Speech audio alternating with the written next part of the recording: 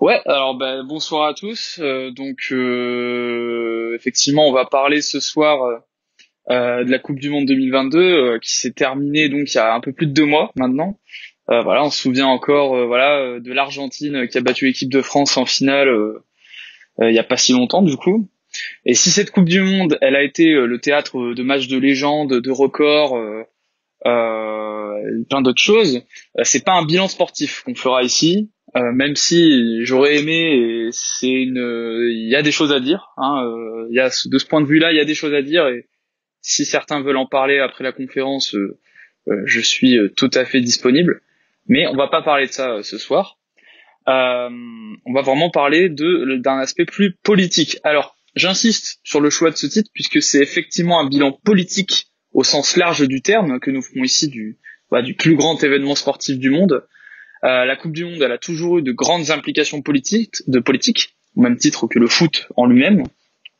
Euh, on l'a vu comme outil de propagande pour les dictatures militaires brésiliennes et chiliennes, et on le voit plus aujourd'hui comme un facteur de progrès pour les pays émergents. Alors on l'a vu avec l'Afrique du Sud ou le Brésil.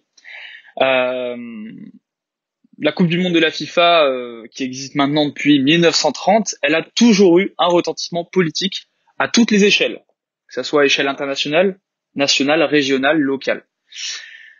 Euh, alors pourquoi je n'ai pas appelé cette conférence bilan politique de la Coupe du Monde 2022? C'est parce qu'il est important d'évoquer le fait que c'est la Coupe du Monde du Qatar. Ce n'est pas une Coupe du Monde parmi les autres. C'est la Coupe du Monde du Qatar. C'est la première Coupe du Monde organisée dans le monde arabe. Et le fait qu'elle soit organisée au Qatar dans des conditions très particulières la rend, comment dire, très exceptionnelle dans le paysage des Coupes du Monde qu'il y a eu donc depuis 1930, qui était l'année de la première édition.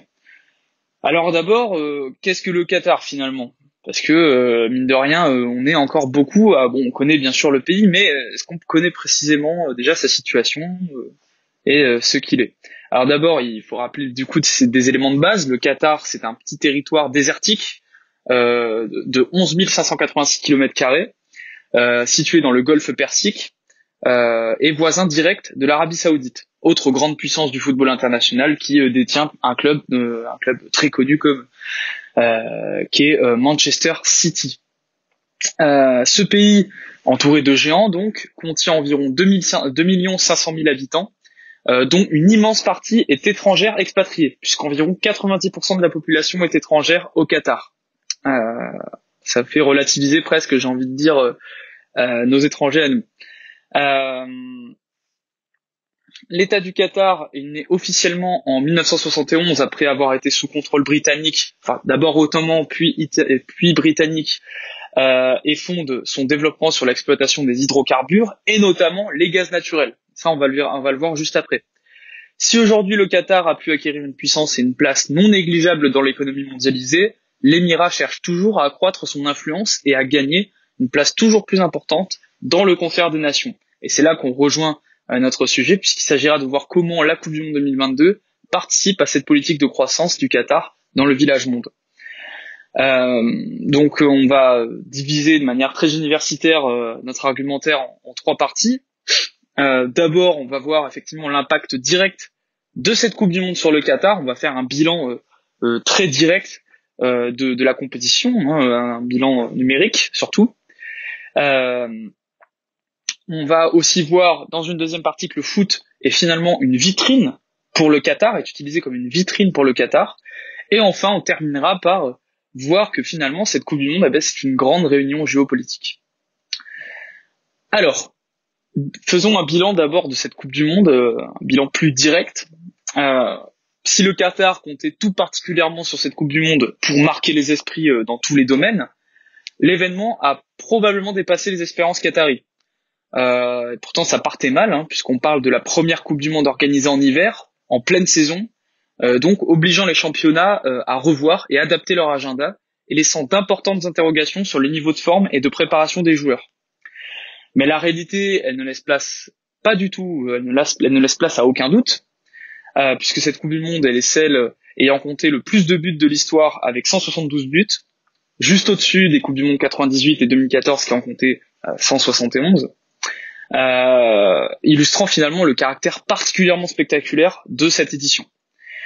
Dans le jeu, elle fut aussi l'objet de laisser de nouveaux systèmes dans le règlement, notamment par rapport au temps additionnel cumulé à chaque arrêt de jeu, empêchant les équipes de jouer la montre finalement, puisque c'était coutume que les équipes jouent la montre et imposent des temps d'arrêt. Là, c'était plus possible. On se retrouvait donc avec des temps additionnels assez importants et finalement, ça empêchait les équipes qui préféraient calmer le jeu pour jouer la montre de finalement rester dans le jeu, et ça renforce ce spectacle. Donc, on a eu une Coupe du Monde très spectaculaire et c'est effectivement ce que recherchait le Qatar. L'objectif du Qatar, c'est une Coupe du Monde qui marque les esprits, de par le spectacle qu'il y a sur le terrain. Et cet objectif, il a atteint son paroxysme durant la finale, après une compétition marquée par de très très grosses surprises et retournements de situation. On pense à l'élimination prématurée de l'Allemagne, de la Belgique, du Danemark ou même du Brésil. La première qualification d'une équipe africaine en demi-finale, ce genre de choses. Et finalement, la finale de cette Coupe du Monde, elle est aujourd'hui considérée par nombreux supporters et spectateurs comme la plus grande finale de l'histoire de la Coupe du Monde, qui s'est terminée donc à 3 buts partout. Voilà, souvent, je pense qu'ici on s'en souvient tous. Donc cette finale-là, elle est considérée effectivement comme la plus grande finale de l'histoire de la Coupe du Monde, tant pour son résultat, qui rend cette édition finalement d'autant plus particulière, mais effectivement ce qui la rend aussi particulière, c'est le sacre de Lionel Messi. Et mine de rien, ça, on pourrait se dire que effectivement c'est que sportif, on s'en fout, mais pas du tout, puisque maintenant on associe le Qatar comme le théâtre du premier titre mondial du meilleur joueur de tous les temps. C'est un élément non négligeable dans l'image que veut colporter l'État qatari. Côté supporters, on a entre 1 et 2 millions de spectateurs qui sont venus assister à l'événement au Qatar. 1 à 2 millions de spectateurs uniques, bien sûr, et environ 3 millions de billets vendus. C'est encore plus qu'en Russie en 2018, qui en avait vendu 2,4 millions. On aurait pu s'attendre à une vague de boycott, mais ce boycott-là, il ne s'est pas du tout aperçu dans les chiffres. Déjà dans les chiffres des stades, dans les chiffres des ventes de billets, mais il ne s'est pas non plus vu dans les chiffres télé, puisque on sait que 1,5 milliard de personnes, par exemple, ont assisté à la finale de la Coupe du Monde devant leur télé. On pourrait se dire que ce boycott a été plus effectif dans les pays occidentaux, mais c'est pas le cas non plus, puisque la finale a attiré par exemple 24,08 millions de Français devant leur télé ou dans les bars. Bon, la France était finaliste, donc on peut peut-être relativiser ce chiffre, mais c'est quand même plus qu'en 2018, où la France était déjà en finale et l'avait remporté. Donc c'est des chiffres assez parlants. Donc en plus de n'avoir aucune réalité de terrain, cette idée du boycott occulte finalement une partie non négligeable de la réalité de l'organisation de cette Coupe du Monde, qui est que finalement les pays du Golfe et même ceux d'Afrique du Nord, les pays à importante composante arabe en somme, ont été particulièrement heureux de l'organisation de la Coupe du Monde pour la première fois dans un pays arabe. Ça, mine de rien, c'est quelque chose d'important, puisque cette réalité du boycott, on l'entendait finalement que dans les pays occidentaux. Au total, cette Coupe du Monde, elle aura généré donc plus de 7 milliards de dollars partagés entre les différents acteurs de l'événement, dont l'État qatari forcément. Au sortir de cette Coupe du Monde, donc, le bilan chiffré est symbolique et clairement au vert pour l'Émirat. Et donc le Qatar a su montrer qu'il était capable d'organiser un événement d'une telle ampleur avec un résultat particulièrement réussi. Et c'est en cela que Raphaël Le Maguariec fait cette affirmation. Raphaël Le Maguariec, c'est un géopolitologue spécialiste des pays du Golfe. Il fait cette affirmation: le Qatar s'est replacé sur l'échiquier diplomatique mondial. Le Qatar est effectivement le premier pays arabe à organiser un tel événement et devient alors un important point de lien entre les pays du Golfe et l'Occident, au point même où le prince saoudien a dû se rendre à Doha durant les festivités dans le but de se rapprocher de la FIFA, l'Arabie saoudite étant candidate à l'organisation de la Coupe du Monde 2030. On va voir d'ailleurs que les politiques de l'Arabie Saoudite et du Qatar sont assez semblables sur de nombreux points. Toujours dans une optique de développement, le Qatar souhaite désormais accueillir d'autres grands messes internationaux à l'avenir, comme les Jeux Olympiques 2036 par exemple, le plaçant comme acteur sérieux dans la mondialisation. Et ce sérieux dans l'organisation sur lequel il souhaite capitaliser pour l'avenir, le Qatar a pu largement en faire la preuve avec d'immenses stades où la sécurité a globalement pu être garantie avec succès. Et là, dans ce cas-là, on peut du coup se demander si la France peut en dire autant pour l'organisation de la finale de la Ligue des Champions 2022. On se souvient des énormes failles de sécurité qu'on avait pu voir. Quand on voit qu'un pays émergent comme le Qatar peut organiser un tel événement, on se dit que finalement ça peut remettre certaines choses en question. Ça, après, on peut en débattre. On a aussi les festivités parallèles au match qui ont été réussies et un accueil des supporters du monde entier très chaleureux, puisque cette optique chaleureux bien sûr entre guillemets, mais voilà, c'était dans cette optique finalement de visibilité et d'exportation d'une image. L'enjeu d'un bon accueil des supporters était particulièrement important et on voit aujourd'hui de très nombreux supporters qui ont pu participer donc à cette Coupe du Monde revenir avec un discours très flatteur sur le pays, loin des polémiques donc qui ont pu agiter l'événement avant et après son début. Mais du coup ces polémiques, on va en parler puisque elles viennent un peu nuancer, elles viennent un peu relativiser cette réussite de l'événement. Car effectivement, si le Qatar est particulièrement attaché à renvoyer une image positive sur le monde, c'est aussi parce que celle-ci était significativement entachée par des affaires et polémiques liées directement à l'organisation de l'événement, mais aussi au fonctionnement du pays. La première polémique est celle liée, bien sûr, aux conditions de travail dans le cadre de la construction des différents stades devant accueillir les matchs. En effet, on a bien vu qu'il y avait des fortes difficultés sur les chantiers. Alors effectivement, il est quand même difficile d'estimer le nombre de travailleurs morts sur les chantiers, mais on sait tout de même que plusieurs milliers de travailleurs, quasi intégralement immigrés, sont morts dans le cadre de la préparation de cette Coupe du Monde. Et c'est alors une véritable machine médiatique et politique qui s'est mise en œuvre contre le Qatar et cette Coupe du Monde tout au long des années 2010 et au début des années 2020, juste avant le début de la compétition. On trouve plusieurs ONG de premier rang comme Amnesty International qui condamnent cette Coupe du Monde et appellent directement au boycott avant celle-ci, appelant par la même occasion en 2021 le Qatar à mettre en œuvre une enquête sur les décès des travailleurs immigrés. On a aussi la Ligue des droits de l'homme qui avait quant à elle appelé les joueurs de l'équipe de France à manifester publiquement leur désapprobation face aux conditions dans lesquelles l'événement a pu être organisé et manifester aussi publiquement leur opposition finalement au fonctionnement du pays, comme a pu le faire la Mannschaft, donc l'équipe nationale allemande. Alors l'équipe de France de son côté a refusé de faire ce genre de choses, même si il y a eu des débats internes dans le groupe, mais finalement rien ne s'est fait. De leur côté, de nombreux médias ont participé à l'exposition de ce scandale à un niveau rarement atteint, comme si le cas du Qatar était inédit finalement. Or, on sait que ce genre de conditions indignes sont loin d'être exceptionnelles dans le cadre des grandes compétitions sportives et surtout la Coupe du Monde finalement. On remarque d'ailleurs que dans le cadre des pays émergents, l'organisation de tels événements répond à des enjeux communs de visibilité et d'image. Souvent, l'organisation se fait donc au mépris des populations les plus pauvres, et un exemple très parlant est celui de la Coupe du Monde au Brésil de 2014, où de nombreuses mobilisations sociales ont eu lieu dès 2013 face aux dépenses stratosphériques occasionnées notamment pour les stades, alors que les services publics étaient largement dégradés dans le même temps. Alors l'organisation de la Coupe du Monde 2014 a pu aussi occasionner des expulsions de domicile et une très forte spéculation immobilière créant toujours plus de pauvreté et favorisant l'habitat informel. Alors l'habitat informel, pour ceux qui l'ignorent, c'est tout simplement les bidonvilles. On va avoir des habitats faits avec des matériaux de récupération, etc. C'est les favelas.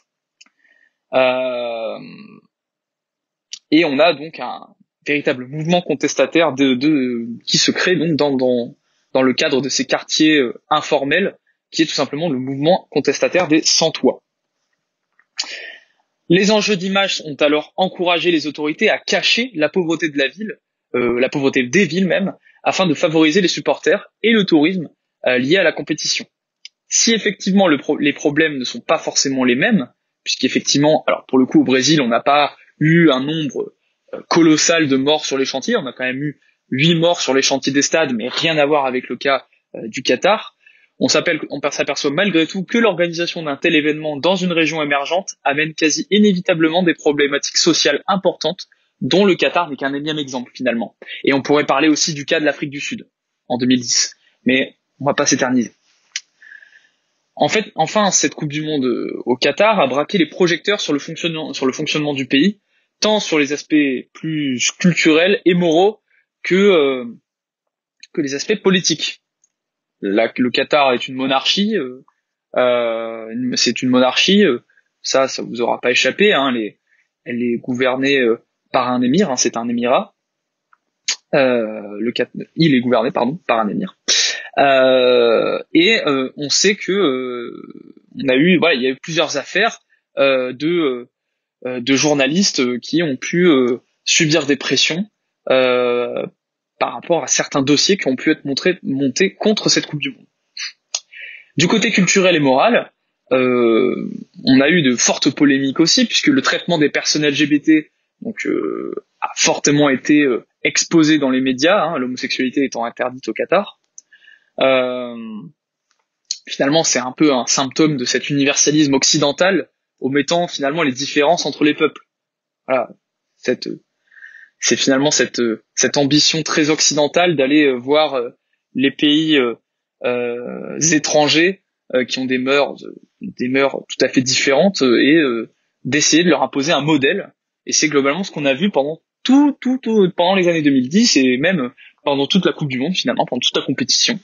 Voilà, on avait finalement ce monde occidental qui a voulu imposer son modèle au monde musulman. Donc, on a eu effectivement ces polémiques et malgré tout, le Qatar, malgré tout, a finalement quand même cherché à se racheter une image en gagnant en souplesse à ce niveau-là, au niveau moral. On a pu voir quelques happenings de militants LGBT qui ont certes pu être punis par la police, mais qui sont globalement bien sortis.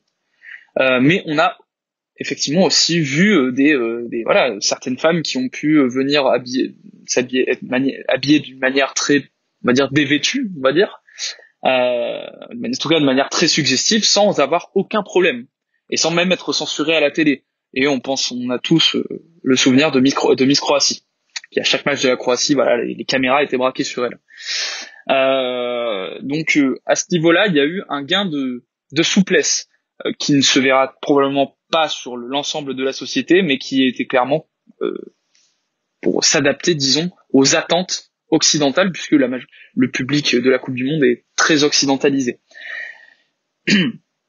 Donc il y a toujours cette idée de renvoyer finalement une image positive, de s'acheter une image auprès du monde occidental, et finalement ça rentre dans cette stratégie d'internationalisation et d'intégration dans le village monde. On a eu la question aussi des enjeux environnementaux qu'on va passer assez rapidement, mais en vérité l'empreinte écologique de la Coupe du Monde, l'empreinte carbone pardon de la Coupe du Monde, elle est très importante, avec des stades climatisés qui ont une forte consommation d'énergie, même si c'est relativement négligeable comparé à d'autres, comme par exemple tout simplement l'herbe, le gazon arrosé grâce à des systèmes de désalinisation particulièrement polluants et dangereux pour les écosystèmes marins. On a aussi les stades démontables qui étaient présentés au contraire comme une alternative plutôt propre, mais qui finalement dans l'organisation finalement de leur démontage, ou même de leur construction, de leur reconstruction, de leur démontage, on se retrouve à effacer le gain écologique qui a été fait à l'origine,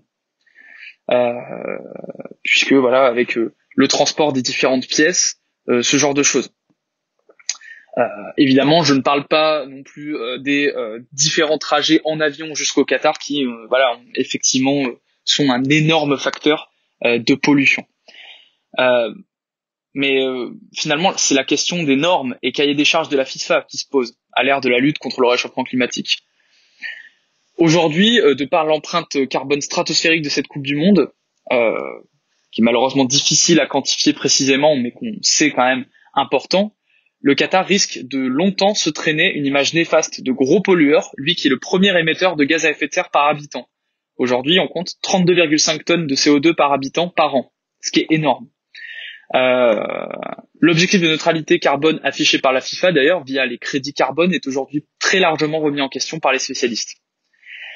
La Coupe du Monde 2022 sert tout de même au Qatar d'impulsion pour son programme Qatar Vision 2030, qui doit permettre la transition dans l'aménagement urbain du Qatar vers un développement durable.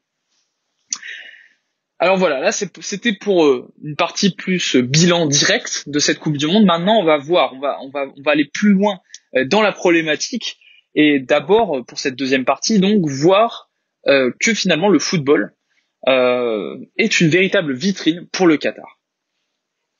Alors, d'abord, il faut voir une chose, c'est que le sport, et le foot plus précisément, participent d'une diversification économique, d'un enjeu de diversification économique du Qatar. Et même de une grosse partie des pays du Golfe et des États pétroliers. Pour comprendre la politique du Qatar vis-à-vis du foot et pourquoi l'Émirat a tant cherché à obtenir l'organisation de cette Coupe du Monde, il faut remonter directement au fonctionnement économique du pays. Le Qatar a basé son immense richesse sur l'exploitation des hydrocarbures et plus particulièrement sur les gaz naturels depuis les années 50-60. Le pays partage avec l'Iran le North Field, le plus grand gisement gazier de la planète, qui fait environ 10 000 km², et sur ces 10 000 km², on trouve 6 000 km² qui appartiennent au Qatar. L'exploitation du North Field a permis au Qatar de devenir le premier exportateur mondial de gaz naturel liquéfié et le 5e producteur mondial de gaz naturel. Le Qatar, ancien membre de l'OPEP qu'il a quitté en 2018, est aussi producteur de pétrole avec des réserves prouvées en 2020 de 25,2 milliards de barils et est le 14e producteur mondial de pétrole. On pourrait se dire que c'est pas énorme, mais c'est tout de même une importante ressource, une importante source financière pour le Qatar. Donc le Qatar doit cette richesse faramineuse qui s'élève à 180 milliards de dollars pour son PIB. Alors on pourrait se dire que c'est pas énorme, hein. La France a un PIB de plus de 2000 milliards d'euros, mais il faut le mettre en perspective avec le nombre d'habitants du Qatar qui est très faible, et donc on se retrouve avec ce PIB de 180 milliards de dollars qui donne un PIB par habitant de 66 000 dollars, ce qui en fait tout simplement le pays le plus riche du monde. Et donc voilà, cette richesse-là, elle est très globalement due à l'exploitation des gaz naturels et du pétrole. En 2013, on a 61% du PIB qatari qui vient de l'exploitation d'hydrocarbures, donnant au Qatar le statut d'État pétrolier depuis les années 60. Le Qatar fait partie des pays dits nouveaux riches du pétrole, dont la particularité est leur production importante d'hydrocarbures conjointe à une faible à une faible population. Ça, c'est la caractéristique des pays nouveaux riches du pétrole. Donc, on a dit, voilà, production importante d'hydrocarbures et faible population. Mais comme de nombreux États pétroliers, notamment du Golfe, comme l'Arabie Saoudite, le Qatar s'engage dans une politique de diversification économique, c'est ce qu'on disait au début, une politique qu'on dirait d'investissement de l'après-pétrole. Le but est ici de se détacher de la dépendance aux hydrocarbures, qui sont une ressource finie, et donc qui ne peuvent pas être une ressource éternelle pour le pays, qui finalement s'effondrerait si d'un coup, on ne retrouve plus de ressources, même si pour le pétrole on en est encore loin, en tout cas si on prend en compte les ressources non conventionnelles. Mais c'est une ressource finie, donc il y a un besoin de diversification. L'importante rente due aux hydrocarbures a permis à l'Émirat de lancer cette politique à partir de 2005 avec la création d'un fonds souverain le QIA, donc le Qatar Investment Authority. Je ne fais pas l'accent anglais parce que voilà, je vous l'épargne. Donc le QIA qui a pour but, le but du QIA, il est d'amener cette rente financière, de réinvestir finalement cette rente due au gaz et au pétrole, et de la diversifier. Le fonds détenait en 2012 115 milliards de dollars. 10 ans après, en 2022, il en compte 461 milliards. D'après 461 milliards de dollars d'actifs, bien sûr. D'après le Sovereign Wealth Fund Institute. Voilà. Avec mon magnifique accent, encore une fois. C'est ce QIA qui, dans l'optique de chercher des ressources financières ailleurs que dans les hydrocarbures, investit massivement dans le sport, et plus particulièrement dans le foot, notamment via sa filière dédiée au sport, qui s'appelle QSI, Qatar Sports Investment, qui est présidée par Nasser Al-Khelaifi, que beaucoup doivent connaître ici. C'est une personnalité assez médiatique puisqu'elle préside le PSG. Ça, on va le voir juste après. Le sport, et plus particulièrement le foot, prend donc une part très importante dans la stratégie de diversification économique du Qatar, mais aussi dans les politiques transversales de gain de puissance en tant qu'acteur de la vie politique et économique internationale. Ces investissements dans le sport permettent au Qatar une importante ouverture sur le monde, en dehors du commerce des gaz naturels liquides. Ces investissements se traduisent tant à l'étranger que sur le sol qatari. D'abord à l'étranger, le Qatar, via son fonds souverain, procède à plusieurs achats dans différents domaines. Le Qatar rachète en 2011 Malaga et surtout le PSG, donc le Paris Saint-Germain, qui était à l'époque un club en grande difficulté sportive et en grande difficulté financière. Il était détenu par un propriétaire américain. Et quand le Qatar le récupère, l'objectif, c'est tout simplement d'amener le PSG au sommet de l'Europe. Bon, pour l'instant, il n'y est pas encore. Ça fait 11 ans que QSI est propriétaire du PSG et le PSG n'a toujours pas gagné la Ligue des Champions. Mais tout de même, il y a cet objectif dès l'origine, parce que un club détenu par le Qatar qui gagne la Ligue des Champions, c'est tout de suite aussi un enjeu d'image, un enjeu d'image, mais aussi un enjeu de contrôle politique finalement. Alors la politique du Qatar, de QSI avec le PSG, ça va être simple, et même avec les clubs qu'elle achète, c'est tout simplement d'investir d'importantes sommes dans le club afin de faire venir de grands joueurs. On a dès l'origine des joueurs comme Thiago Motta qui arrivent, Thiago Silva, Zlatan Ibrahimovic, et puis plus tard on a en 2017 Neymar qui arrive c'est le plus gros transfert de l'histoire avec 222 millions d'euros. Donc voilà, tout ça c'est pour illustrer les sommes stratosphériques qui sont mises dans le club. Et encore aujourd'hui, le QIA applique cette politique avec le futur potentiel rachat de Manchester United, qui est encore en discussion, mais le fonds souverain qatari va probablement racheter Manchester United, ce qui traduit peut-être un désintérêt du Qatar pour le Paris Saint-Germain au vu des résultats sportifs actuels du club. J'imagine que les Parisiens qui m'écoutent ne me contrediront pas. Alors sur ce point-là, sa politique se rapproche de celle de l'Arabie Saoudite, qui avait déjà racheté le club de Manchester City. Voilà, finalement Manchester City, le Paris Saint-Germain, ce genre de clubs, ce sont finalement les clubs nouveaux riches qui viennent concurrencer les grands clubs, les grands riches finalement du football traditionnel comme le Real Madrid, la Juventus de Turin, le FC Barcelone, ce genre de clubs, Manchester United aussi, les clubs traditionnels. Mais les investissements qataris ne s'arrêtent pas au club, puisque la chaîne nationale Al Jazeera investit très largement les télés européennes. Al Jazeera, c'est pas que AJ+, c'est pas que les délires un peu woke d'AJ+, ça va bien au-delà de ça. Al Jazeera qui rachète en 2011 les droits de diffusion de la Ligue des Champions en France, faisant de AJ Sport le seul diffuseur de la Ligue des Champions en France à cette époque, avec Canal+.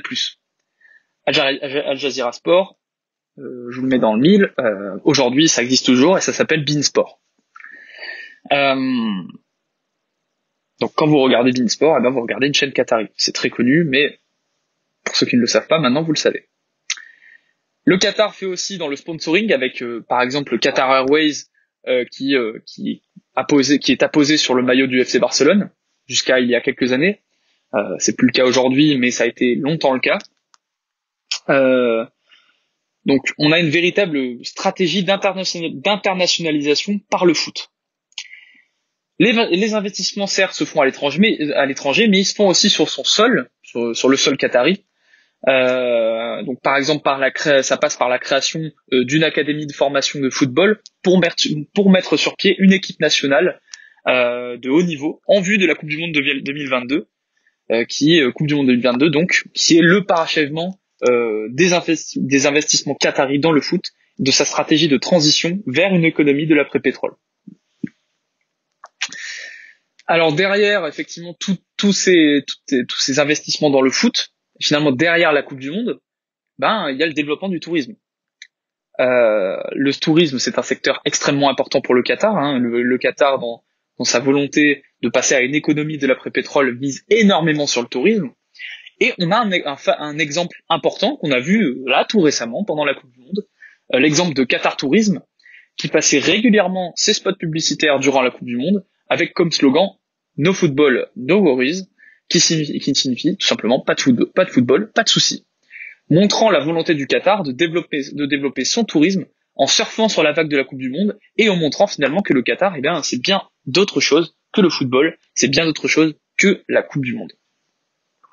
Et on peut venir au Qatar sans pour autant y aller pour voir la Coupe du Monde. Et il y a bien d'autres choses à faire.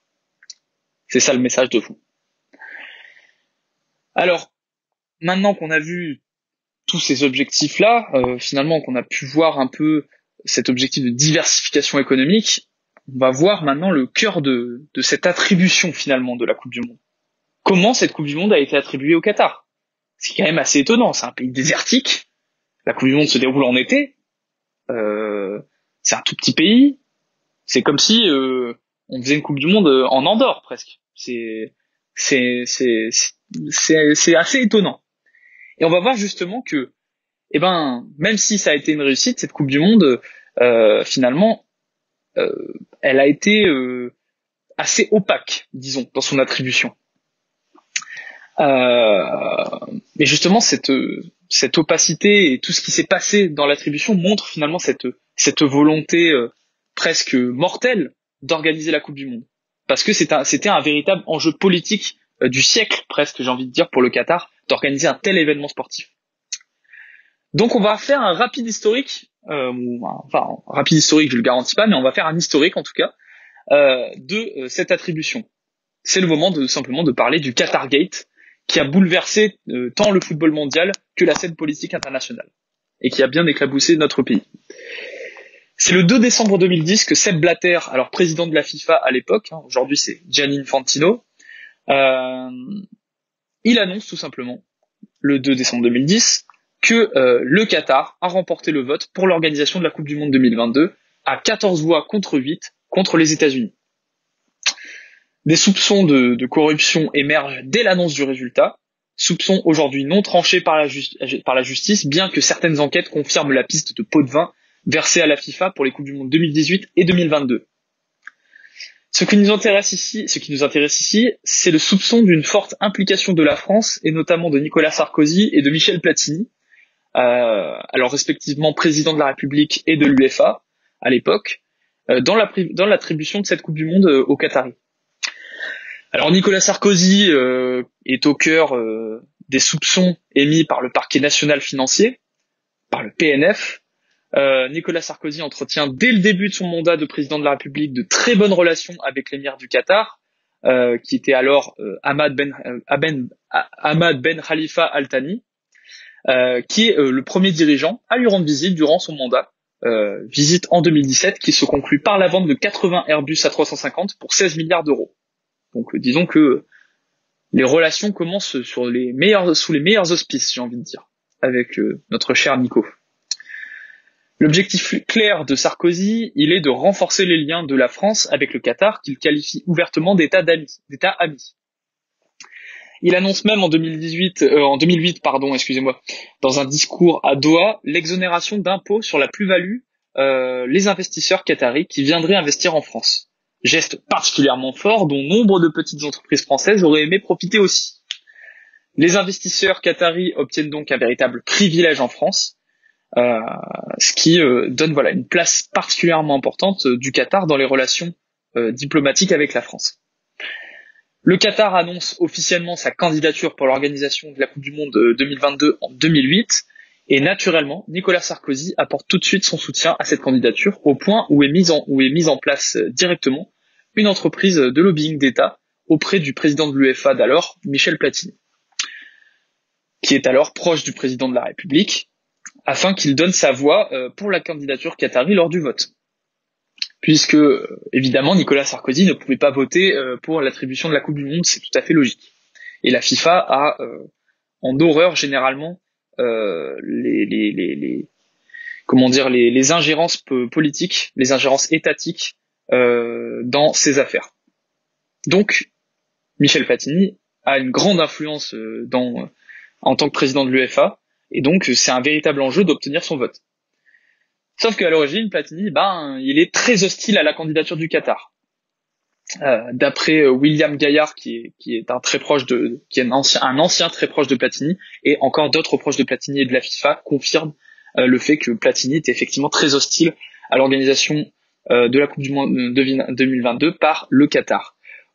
Il disait en privé que effectivement, pour lui, ça serait, si la Russie et le Qatar organisaient les prochaines Coupes du Monde, c'était la fin de la FIFA, que ça n'avait aucun sens une Coupe du Monde au Qatar, puisque voilà, c'est un pays désertique, c'est un pays qui ne jouit pas forcément d'une image très reluisante. Il y a plein de choses qui faisaient que Platini était très très très très opposé à cette candidature, au point même où il prévoyait de s'y opposer directement en action. Et mettre tout en œuvre pour que ça ne se passe pas. Mais celui-ci finalement, il aurait décidé de la soutenir. Voilà. On passe donc de quelqu'un qui est profondément opposé à cette candidature, jusque même dans ses convictions, qui finalement change complètement d'avis. Un déjeuner a d'ailleurs eu lieu en novembre 2010 à l'Elysée, un mois avant le vote final pour l'attribution du mondial, réunissant Platini, Sarkozy, l'émir du Qatar, Claude Guéant et Sophie Dion, qui était alors conseillère au sport du président. Ce repas aurait, d'après l'enquête du Parquet national des finances, eu un impact décisif dans le vote de Platini et donc sur l'attribution de la Coupe du Monde au Qatar. Et la thèse d'un marché gagnant-gagnant entre les différents acteurs est mise sur la table par l'enquête. Ce retournement de situation concernant le vote de Platini au profit du Qatar a, d'après Sepp Blatter, été l'élément décisif de l'attribution de cette Coupe du Monde, puisque tout simplement, Michel Platini a une énorme influence. Si Michel Platini accepte de voter pour telle candidature, croyez-moi que certains vont le suivre. Forcément, c'est le président de l'UEFA. L'UEFA qui est l'organisation européenne du football, tout simplement. Ce déjeuner, qui aurait été à l'initiative de Nicolas Sarkozy en vue d'aborder la candidature du Qatar, montre directement l'implication politique de cette attribution de la Coupe du Monde au Qatar, dont les contours sont encore très flous. C'est à mettre au conditionnel. Attention, tout ce que je dis, c'est à mettre au conditionnel. Il n'y a pas encore eu de jugement, mais globalement, les enquêtes concordent. Voilà, donc cette implication politique, elle est surtout française, et surtout celle de Nicolas Sarkozy, qui avait intérêt pour le coup à mettre tout en œuvre pour favoriser la candidature qatari, continuant cette politique de proximité diplomatique avec l'émirat qui lui faisait largement profiter de ses revenus. Voilà. Nicolas Sarkozy a bien profité des largesses de l'État qatari, ça on le sait. Donc effectivement, de ce point de vue-là, on comprend sa proximité avec le Qatar. Donc finalement, voilà, on a une attribution, l'attribution de la compétition est hautement politique. Il n'y a pas, c'est tout à fait politique. Nicolas Sarkozy aurait particulièrement fait pression pour l'organisation auprès de Michel Platini pour que cette Coupe du Monde ait lieu au Qatar. Et évidemment, il y a encore d'autres implications politiques qu'on n'abordera pas ici. Mais voilà, ce qu'il faut retenir, c'est vraiment que l'organisation de la Coupe du Monde par le Qatar, à l'origine, a clairement un terreau particulièrement politique. Enfin, on va terminer donc avec notre troisième partie.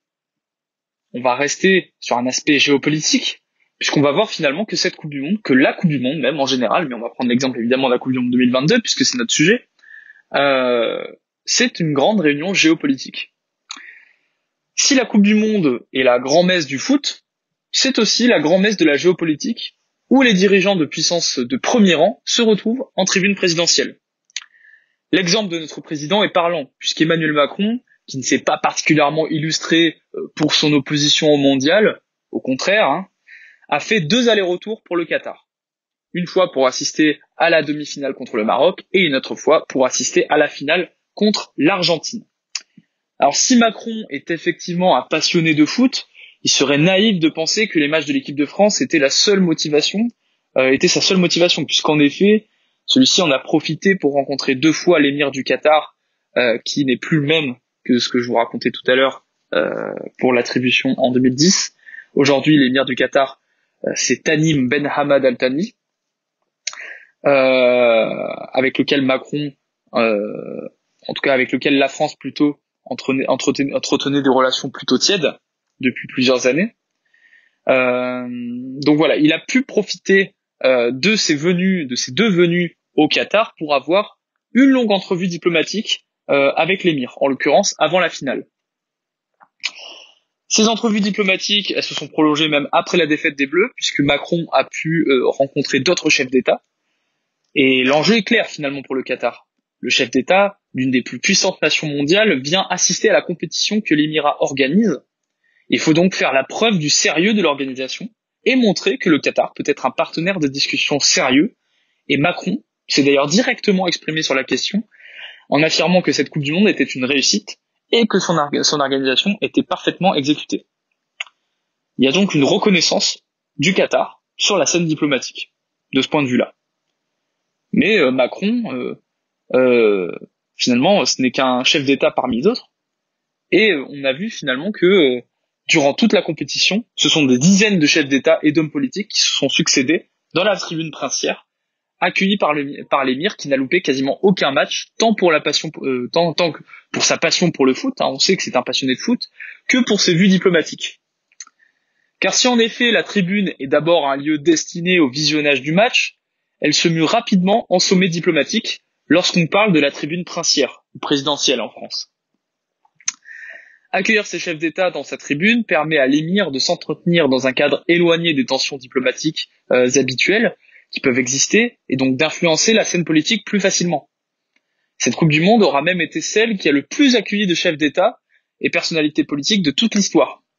On a pu voir se rassembler les grands hommes d'État du Golfe, ravis de cette première Coupe du Monde organisée dans le monde arabo-musulman. On a pu voir les chefs d'État de la Jordanie, d'Égypte, du Rwanda, de Turquie, alors que même que la Turquie n'était pas qualifiée. Et on a même vu Mohammed Ben Salman, donc le prince héritier de l'Arabie Saoudite, dont les relations avec le Qatar pouvaient être source de tensions ces dernières années. On a même vu donc cette scène historique qui a fait le tour du monde, montrant l'émir du Qatar serrant la main de Mohammed Ben Salman, ce dernier paré d'une écharpe aux couleurs de l'équipe du Qatar. Cette compétition a donc permis au Qatar de faire avancer certains dossiers diplomatiques, notamment avec l'Arabie Saoudite, et de remettre en place les relations alors quasiment éteintes auparavant. Et voilà, on a cet exemple des relations avec les Saoudiens, qui est parfait pour illustrer tout ça. Mais le Qatar, voilà, c'est parfait pour illustrer tout ça, effectivement. Et on a effectivement des rapports renouvelés, même entre les 2 puissances du Golfe, mais même entre toutes les puissances du Golfe, finalement. Le Qatar a aussi cherché donc à faire œuvre d'intermédiaire entre ces 2 États, entre ces 2 États, excusez-moi, à faire preuve d'intermédiaire entre 2 États, en les rapprochant au niveau diplomatique. Voilà, et là clairement, le Qatar a cherché certes à faire avancer ses propres dossiers, mais a aussi cherché à faire à devenir un intermédiaire entre certains États qui avaient pu avoir des tensions. Et on a le fameux exemple, alors là pour le coup c'est vraiment un exemple très important, c'est le cas du dirigeant égyptien Al-Sisi et le président turc Erdogan, entre lesquels les relations étaient particulièrement tendues pendant de très nombreuses années, et on les a vus, le jour de l'ouverture de la Coupe du Monde, se serrer la main devant l'émir du Qatar, jouant pleinement son rôle d'intercesseur. On a la photo sur internet, faudrait que je la retrouve, elle est facile à trouver, hein. C'est vraiment c'est un événement qui a fait le tour du monde, et c'est vraiment pour le coup c'est un important événement diplomatique, et un tel événement joue un rôle de véritable, voilà, c'est quand on voit ça finalement on ne peut que se dire que la Coupe du Monde joue un rôle de véritable sommet diplomatique qui dure un mois entier. Donc je vais conclure cette conférence. On a pu voir donc que le Qatar, qui est une puissance pétrolière et gazière, qui a donc réussi sa diversification par tous ces biais-là, qu'on a pu voir, hein, par le biais du sport, par le biais du foot. Il y a bien d'autres biais par lesquels le Qatar a su se diversifier. Je pense au tourisme, je pense à des aspects plus sociétaux, comme l'école, ou même des hôpitaux, ce genre de choses. Mais le Qatar a su se diversifier au niveau de ses financements à l'étranger, via bien d'autres choses que le sport. Mais le sport, c'était directement notre sujet, a pris une part très importante. Et cette diversification, on sait aujourd'hui qu'elle a réussi. Puisqu'aujourd'hui, on a vu tout à l'heure, en 2013, que 61% du PIB venait du PIB du Qatar, bien sûr, venait des ressources tirées des hydrocarbures, de la rente tirée des hydrocarbures. Aujourd'hui, c'est seulement 30% du PIB qui est occupé par les hydrocarbures. Donc on a une véritable opération de diversification de l'économie qatari, et finalement cette Coupe du Monde, elle en est le paroxysme, j'ai envie de dire. Et c'est pas fini avec les JO 2036 qui peuvent potentiellement être organisés au Qatar. Et finalement, la Coupe du Monde a aussi pu confirmer la place du Qatar sur l'échiquier politique mondial, et l'a même fait progresser notamment auprès de ses voisins, et en tant que tête de file, mais aussi en tant qu'intermédiaire. Maintenant, on peut se poser une certaine question, puisque en fait, cette Coupe du Monde, elle pose une question simple, et une question qu'on n'a pas du tout abordée dans notre conférence, et qui pourrait être l'objet d'un tout autre cercle. Finalement, cette Coupe du Monde, elle pose la question de la place de la FIFA dans les équilibres géopolitiques. La FIFA, qui est la Fédération internationale du football, elle s'est clairement placée comme depuis plusieurs années, depuis de très nombreuses années, comme un acteur politique de premier rang dans le village monde, dans notre système mondialisé. Aujourd'hui, c'est un interlocuteur de premier rang, la FIFA. Et quand on voit finalement quels impacts peut avoir l'organisation d'un tel événement dans un pays émergent, on peut se dire finalement que la FIFA a un pouvoir particulièrement important pour certains États. Et on sait qu'aujourd'hui, Gianni Infantino était à quasiment chaque match aux côtés de l'émir dans la tribune princière. Voilà, on peut se poser effectivement de la question de la place de la FIFA dans le monde. Voilà. C'est avec ça que je voulais conclure. Donc je vous remercie de m'avoir écouté.